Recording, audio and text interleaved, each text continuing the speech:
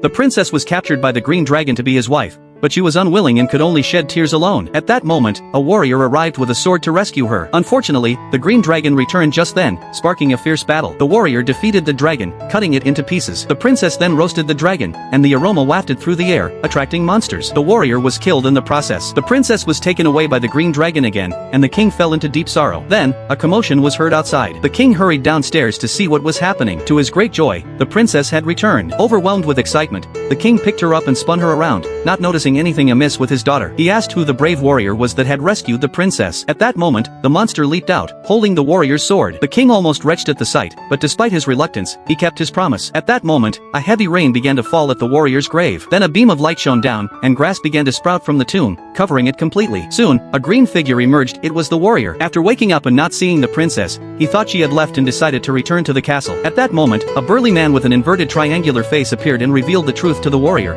as well as the true nature of the monster. In a barren land, there was a mountain with a rabbit inside. The rabbit had a golden apple within it, and inside the apple was a bug. Destroying the bug would eliminate the monster. The man also gave the warrior a flute that could control the rabbit. So, the warrior went alone to the cave, which was filled with dangers. But for the warrior, these were child's play. The rabbit appeared before him. In the next moment, the rabbit opened its big mouth and bit the warrior's head. The warrior fell to the ground, motionless. Meanwhile, back at the castle, the princess's wedding to the monster was underway. The monster gracefully put on his hat and waited for the princess to approach. The warrior then took out the flute and began to play. The rabbit started dancing. The warrior seized the rabbit, found the golden apple, and looked inside. He grabbed the bugs and destroyed them. At that moment, the monster felt his heart racing and cold sweat pouring down. Then, the warrior rushed back. The princess was overjoyed. The monster was shocked and exclaimed in surprise. The crowd was astonished. The warrior took the opportunity to recount the whole story and was about to take out the apple to destroy it. But he fumbled, and the golden apple flew out of his hand. The monster was about to catch the apple, but the princess snatched it away and smashed it. With a whirlwind of chaos, the monster was vanquished. The warrior and the princess were finally together.